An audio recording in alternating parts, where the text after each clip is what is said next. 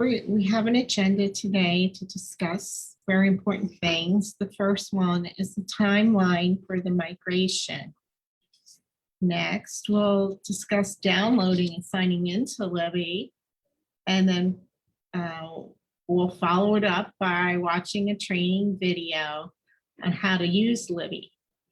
So let's get started.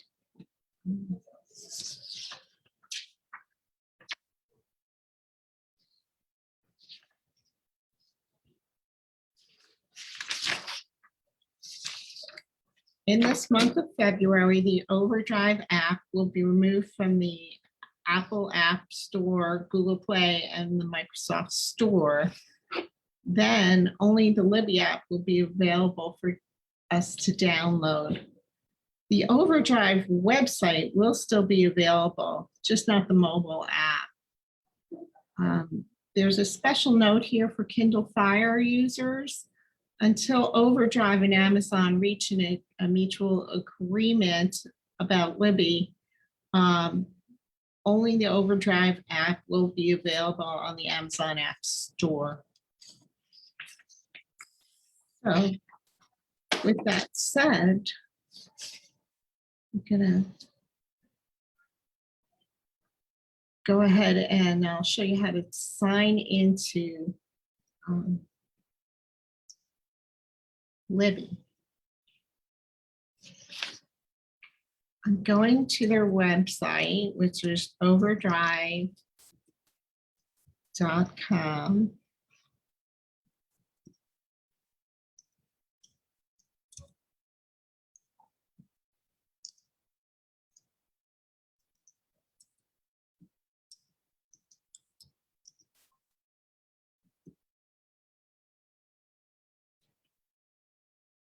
And so this is a little information on how to get the app. Here is, if you're using your mobile phone, you can actually use the QR code to download Libby onto your device.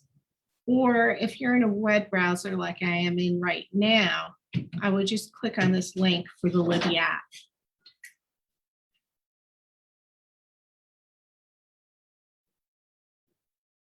And you'll get prompted to enter in your library card information.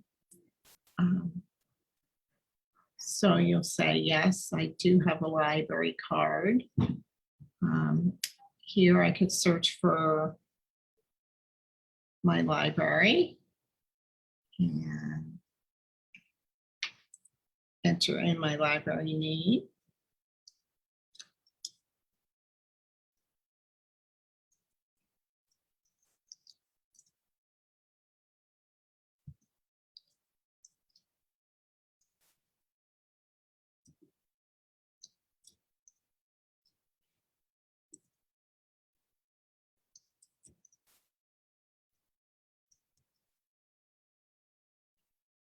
And you'll see it brought it up here in the search box. And click on the Pearl River Library. And the last thing it will ask is for your library card. So you hit this box and enter in your barcode information right here. And say next. And that will get you right into the Libby app. So now we know a little bit about downloading the app and getting into Libby.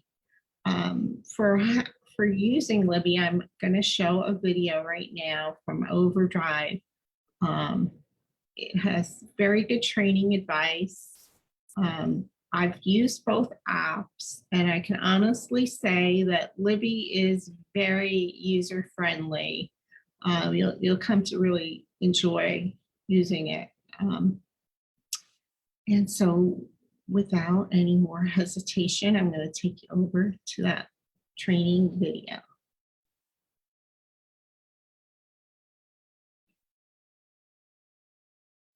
Thank you, Joe. So we're going to start the Libby basics here in the bottom of the screen with the navigation bar. We will be talking about all of the icons within this navigation bar throughout the presentation, but we're going to actually start off with the second icon that you see there in the navigation bar. That's the library icon. And the library icon is what you're going to tap on when you want to browse the library's entire collection of ebooks, audiobooks, and in some cases, magazines. Now, I say browse the library's collection because you're seeing everything that the library has to offer here. We don't know exactly what we're looking for in this case. We're just seeing if there's something that the library has that sparks our interest. Now, up at the top of this library page here, you see some filters, and these filters are a great place to get started when you're browsing. You could tap on Just Added, and that's going to give you a list of titles that were recently purchased by your library and added to the collection. Available Now is a really great place to start as well. This is going to be a list of titles that currently do not have a waiting list. So if you want to get started reading right away, you can hop into Available Now and borrow one of these titles right then and there. Lastly, you'll see subjects. Now, in our entry poll, we saw we had a lot of romance readers, mystery readers, biography readers, etc. And so if you are someone who likes to read by subject or genre, you can tap into subjects and you'll be presented with a list of the different subjects that your library has to offer, and you can browse by that specific subject or genre. Now, as we make our way down this page, you'll see a section that's labeled Guides. Guides differ from library to library, so yours might not look exactly like mine. But what guides do is point you in the direction of certain content based on a specific criteria. So good examples of this are kids and teens. If we tap into these guides, then we'll be presented with curated collections that are specific to juvenile content or YA content. Now, as we can continue down the screen here, that's when you're going to start to see curated collections that your library puts together for you. Now, these curated collections are going to change throughout the year. I like to say you can think of it a lot like if you were to walk into the physical library and you'll see a display in the summer that shows a bunch of beach reads. And then when you go back in the winter, it's going to start showing you cozy mysteries or holiday recipe guides. So these curated collections that you'll see on the library tab are going to change throughout the year because the library always wants to show us something fresh and new. Now, like I said, the library icon down here is where you're going to go when you want to browse. You don't know exactly what you're looking for. You just want to see what the library has to offer. In the instances where you do know exactly what you're looking for, that's when you can tap on the search icon instead. It's that first icon in the navigation bar. And here is where you can type in a specific title, author, series, or even magazine name. I'll go ahead and search for the book called Shipped. So I'm just going to tap on search within my keyboard. And here you'll see the search results for Shipped. Now, there's two things that I want to point out here on this page. The first is going to be how you can visually tell the difference between an ebook versus an audiobook. So the library does purchase this content separately, and that does mean that you can't borrow an audiobook and then switch it over into an ebook and read it instead. You will have to borrow it in the format that you prefer to read or listen to it in. So when you're looking for an audiobook, you're going to be on the lookout for a square jacket cover. And then right underneath that, you'll see a set of headphones, as well as the duration of the audiobook. Now, in the instance you want an ebook that you read, you'll look for a rectangular jacket cover. So it kind of looks like a book that you'd pull off the shelf. Now, in addition to the difference between an ebook and an audiobook, I also wanted to point out how you can tell if a title is available to borrow right now, or if you'll have to join a waiting list for it. So in the instance of the audiobook version of Shipped, you'll see the place hold button right there next to it. This means it's currently on a waiting list. To join that waiting list, all you have to do is tap on place hold. That will take you to the confirmation page. And down at the bottom of the screen, we'll even see approximately how long that book is going to take to get to us. When you're ready to confirm that you want to place the hold, all you have to do is tap on that maroon button there, and the hold will be placed. From here, Libby does give us a few options for what to do next, and we're going to go ahead and tap on Keep Browsing. That's going to take us right back to the same search that we were making before, and you can see the audiobook version of Shipped is now on my hold shelf. Now, the borrowing process is just as easy as that placing the hold process. You could tap on Borrow right next to that jacket cover, or if you don't know what a book is about yet, you can tap directly on the jacket cover itself, and that will take us to the details page. So we'll get to find out what that book is about, and then if we decide it really does look interesting, we can go ahead and tap Borrow from this page as well. So I'll go ahead and tap on Borrow, and this brings us to the confirmation page. Now, up at the top of the screen, you'll see that we're borrowing Shipped for 21 days. Some libraries will have you default to a shorter lending period. If you'd like to change that up, you can tap this 21-day button here, and it will allow you to choose the lending period that you'd like. Once you switch over your lending period, it will become your default lending period moving forward. So you'll only have to do that with the first book you borrow, and then you'll be good to go. Once you change your lending period, you can confirm that you'd like to borrow this book down at the bottom of the screen with that big maroon button, and we will borrow the title. Now, over next to the jacket cover, we can see that this book is downloading for offline use. So as soon as it turns into a library card with a little check mark on there, that's how we know that book is downloaded for offline use. That means that whether we're up in a plane on airplane mode or out in the middle of the woods without any cell service, we can still open and access our book. I'm going to go ahead and tap Open Book now, and we can begin reading.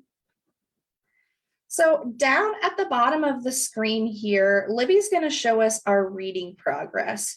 She'll say you're on page 1 of the total number of pages here on the right. To make these menus drop off the screen, all you have to do is tap in the center of the screen with your finger or your mouse, and those menus will disappear. When you want to start paging forward in the book, all you have to do is tap or swipe on the right side of the screen, and that will page us forward. Now I'm going to move on to a big chunk of text here. There we go. And I want to show you how you can customize your reading appearance to meet your own needs. So in the very center of the screen, we're going to tap, and that's going to bring up our menus. And then up in the top right-hand corner here, you'll see this A icon. That A stands for appearance. So anytime we want to change the way a book looks, we'll look for that A icon. Within the appearance, there are 3 different things that you can change. The first is going to be your text scale. So this is the size of the font. You can use this, my fingers touched a different part of the screen. You can use this slider here to increase or decrease the font size. Next, we have lighting. So I'm currently in bright mode, but we also have a sepia and a dark mode available to you. Dark mode's really great if you want to read at night. And then last but not least, we have book design. Now, book design is just Libby's fancy way of saying font style. So these are the different font styles that you can put Libby into. I always like to point out this open dyslexic font because it may help some users with dyslexia while reading. Now I am going to put these all back to the default here. And the reason I do that is because these settings are sticky. And what I mean by sticky settings is you only have to customize your reading appearance one time, and then Libby's going to remember those customizations for you. And you'll get the books with those customizations in place once you borrow them. So you're not going to have to keep coming back into this menu and switching it every time you borrow a book. Now I'm going to go ahead and tap above this menu here to drop it out of the way. And then let's go ahead and leave this ebook and pop into an audiobook. So we're going to tap on the center of the screen here. That's going to bring our menus back up on the screen. And then I'm going to go ahead and tap on back. Now I'm going to take the time here to reorient everyone down in that navigation bar.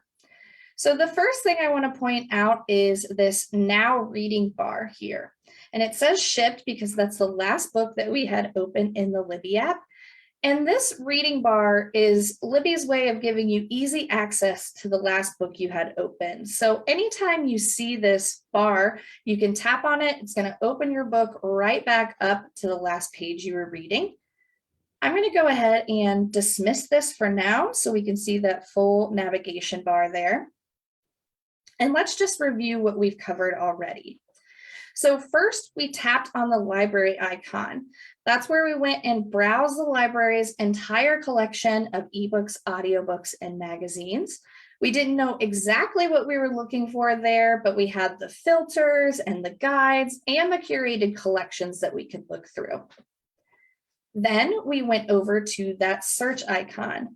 This is where we searched for something specific, whether it was a title or an author or a magazine or series name. We're now going to head over to the shelf. It's this little stack of books here, that fourth icon that you see. And your shelf is going to show you all of your holds and your loans. So this is where all your current borrowed books are going to live. Now, up at the top of the shelf, you'll see some filters that will allow you to specifically look at your loans or your holds. And then on the main page here, you'll see all of the books that you have borrowed, and they'll be ordered by the last time you opened them. So the first one showing up is that book that I just borrowed with you here earlier in the presentation. I'm going to scroll down just a little bit, and we can see an audiobook that I borrowed earlier this week. So I'm going to go ahead and tap Open Audiobook here, and we'll talk about a few of the audiobook basics. Now, up at the top here, you can see it's asking me if I want to synchronize my position. And that's because no matter what device you're using Libby on, as long as your library card is logged into Libby on those multiple devices, Libby is going to synchronize your position across those devices, which is really nice. I'm going to go ahead and just tap that up arrow to dismiss it for now. Now, up at the top of the screen, you'll see this is where our reading progress is. I'm about 25% of the way through, 55 minutes in with 2 hours and 45 minutes left to go. And then down at the bottom of the screen, we have the player. Now, when you're ready to begin listening to your audiobook, all you have to do is tap on play. That will start the audio. Now, I can hear him on my end. You shouldn't be able to hear him on yours, so you can hear me instead. But one of the most important things that I can tell you about the audiobook experience in Libby is that Libby is designed to play audiobooks in the background of your device. Now, what that means is you can tap on play, and then you can minimize the app and start online shopping. You could put your screen to sleep and start doing the dishes. And Libby's going to continue to play the audiobook on your device. Now, with that in mind, I like to warn people, when you're finished listening to your audiobook for the time being, go ahead and tap on this pause button. That's going to stop the narrator from talking. And then you don't have to worry about your audiobook continuing to play while you're not listening and having to find your place again when you return to it. So always tap on pause at the end of your listening session. All right, we're going to come up to the top in that left-hand corner and tap on back. We're going to leave this audiobook here. And I'm going to reorient everyone again down in that navigation bar. So let's head to the bottom of the screen. You'll see I have a new book appearing in that now reading bar. And that's because I opened up that audiobook. It was the last book that I had open in the app. So Libby's giving me access to it. I'm going to go ahead and dismiss this again. So your shelf is where your current loans and your current books that are on hold on that waiting list live. Right next door, you'll see the clock that says timeline underneath. This is going to be all of your history within the Libby app. So when we tap into it, we're going to see every book that we've ever had on loan or hold and all of our returns as well. So your shelf is current and your timeline is all of your history that you've ever had within the app. We're going to finish the presentation off today in the very center of our navigation bar. This is the last icon that we see here, right in the very center. And this is our menu. You can think of the menu as your app settings if that's something that helps keep it straight in your mind. So let's go ahead and tap on menu. Now up at the top of the screen, at the top of our menu, you'll see this manage notifications button. I currently don't have any active notifications, so it's showing me this button here instead. And I want to tap into this to show you what notifications are and how to manage them. So notifications are the way that you're alerted about important events in the Libby app. There are 3 ways to be notified up here at the top. By default, everyone's going to be set to this blue notification line. This is a push notification.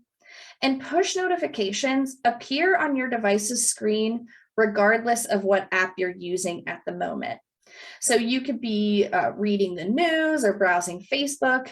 And if Libby has an important event to tell you about, that notification is going to appear on your screen just like a text message would. Now, right below that, we have a menu badge. And the menu badge is an in-app notification. That means you have to open up Libby to see it. And it's just going to appear as a little red bubble right next to our menu in that navigation bar. Lastly, if there's something that you don't need alerts about, you can always tap ignore as well.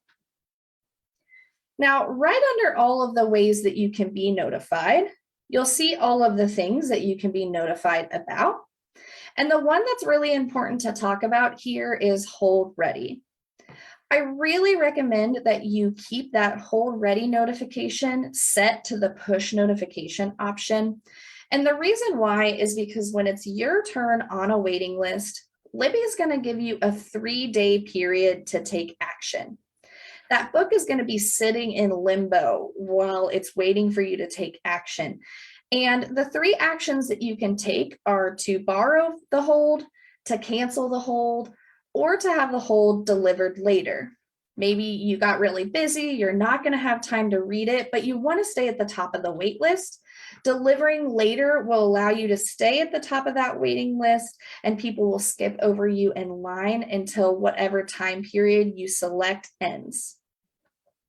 Now, in that 3-day limbo period, if you do not either borrow, cancel, or deliver the title later, Libby will deliver the title later one time as a courtesy. And when that book comes back to you and it's your turn again, you'll get a second 3-day period. If in the second 3-day period you don't take action again, that's when Libby's going to cancel your hold. So you'll have to go and find the book again, rejoin the wait list. That's going to put you right at the bottom there. And then you'll have to wait all that time over again. So that's why I really recommend making sure your hold ready notification is going to appear on your device's screen no matter what, so you can take action as soon as possible. All right, I'm going to scroll back up to the top here, and we're going to tap on back up in that top left-hand corner. That's going to take us back to the main Libby menu here. Right under the manage notification options, you can see your libraries. And we can add as many library cards to Libby as we'd like. This can be a bunch of library cards from the same library if you have multiple family members that share a device. This could also be additional library cards from other libraries in the area that use Overdrive services, and you have a library card too. So this is a really great way to expand the amount of books that you have available to you. Some libraries have shorter holds lists and things like that. We're going to finish off the presentation here underneath help and support. So there's two things I want to talk about under here. The first is within this settings menu. So I'm going to tap on settings here. And when we scroll down toward the bottom of the screen, you'll see a section that's called Customized Navigation. So I'm going to tap on that. And what I want to talk about is the labeled icons feature. So right now, my icons are labeled down in that navigation bar. They say search, library, menu, shelf, and timeline. By default, these are toggled off. You'll see they will just be the icon itself.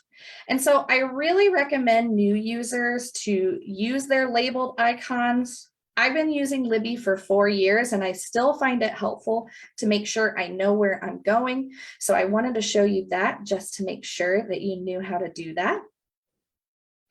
The last thing we'll talk about, we need to jump back to our main menu here. So I'll tap back twice. And we'll finish off with getting some help. So I'll tap on get some help. And there are two ways that you can find help directly in the Libby app. The first is what I like to call a self-guided help system here. So up at the top in this box that says, how can we help? You can type in questions or keywords, and Libby is going to try to answer those for you with help articles. So let's say I want to learn how to return a title early. I'll type in return as my keyword, and I'm going to tap on search. And Libby's showing me some help articles. And returning books is the article I was looking for. So I'll tap on returning books. And here we can see Libby is giving me the instructions on how to return a title early. Now, of course, titles do return on their due date automatically, so you only need to do this if you want to speed that waiting list along for the next person. Now, if you can't find what you're looking for using this self-guided help, you can always come down to Ask Our Support Team.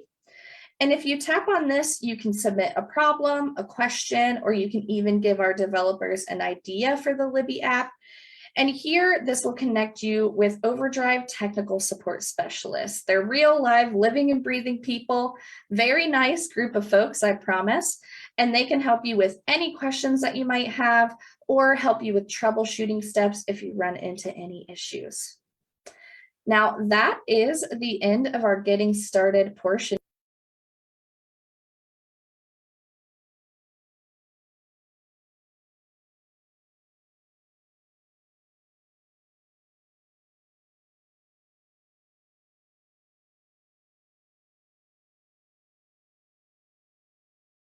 I hope you enjoyed the presentation. The good thing about it is that you could continually replay it till it sinks in for however long you like.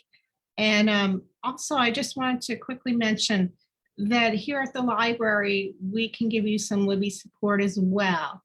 We can help you download the app to whichever device and get you all started. So please feel free to come in for that support, or you can sign up online on the website for one-on-one tech support.